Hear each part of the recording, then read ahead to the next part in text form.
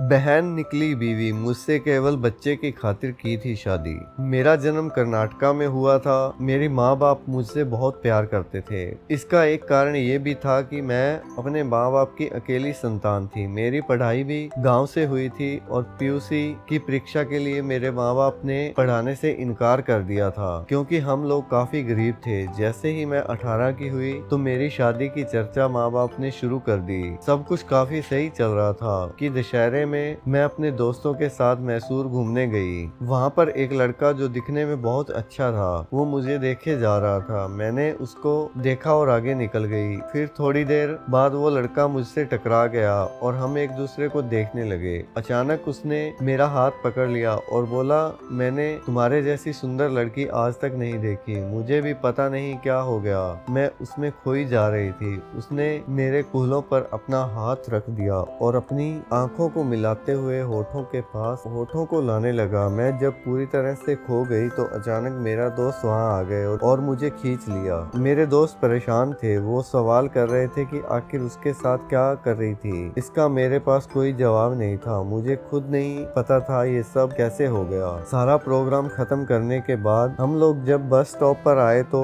उस लड़के के चक्कर में हमारे गांव की आखिरी बस निकल गई थी। मेरे दोस्त मुझ पर चिल्ला रहे थे। हम लोग आपस में बात कर रहे थे कि लड़का अपनी कार लेकर आया और हम लोगों को गांव छोड़ने के लिए बोला। हम सब दोस्त इसके साथ चल दिए और रास्ते में बातें भी हुई। वो लड़का भी हमारी जाति का था और बेंगलोर में वो अपने माता पिता और छोटी बहन के साथ रहता था। वो लोग काफी अमीर थे। जब वो लोग घर में रिश्ता लेकर आए तो मेरे माता पिता भी तुरंत शादी के लिए राजी हो गए। इसके एक महीने बाद हम दोनों की शादी हो गई और फिर शुरू हुआ मेरी जिंदगी का सबसे डरावना पल। हम दोनों लोग बेंगलोर के लिए घर से निकले थे। फिर रास्ते में उसने मेरा मोबाइल मांगा और मैंने मोबाइल दे दिया। उसने मुझसे गाड़ी से उतरने के लिए कहा। जब मैं गाड़ी से उतर गई तो उसने एक पेड़ से गाड़ी को टकरा दिया और जलती हुई गाड़ी छोड़कर वहां से जल्दी से भाग गया। मैंने उससे इसका कारण पूछा तो उसने कहा कि तुम अब मर गई हो और तुम्हारे माता पिता अब यही सोचेंगे। यही तो मैं चाहता था। पूरा परिवार उससे मिला हुआ था। ट्रेन में बैठकर सब लोग हुबली जाने लगे तो मैंने पूछा,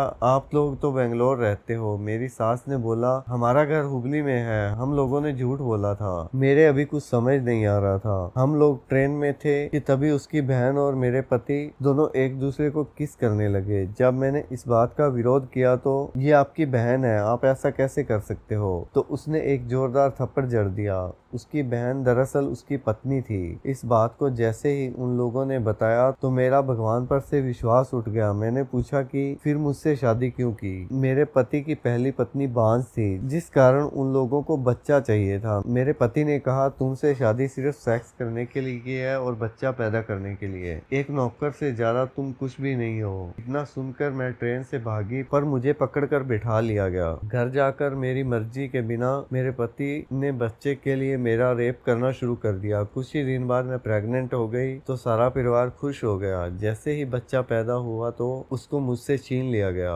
एक रात जब सब सोए हुए थे तो मेरी सास आई और बोली, हमने तुमको बहुत यातनाएं दी हैं, ये लो अपनी बच्ची और कुछ पैसे, यहाँ से चली जाओ। मेरी जिंदगी तो बर्बाद हो चुकी है। मैं अपने बच्चे के लिए जी रही हूँ और वहाँ से केरल जाकर दोबारा अपनी जिंदगी शुरू कर दी।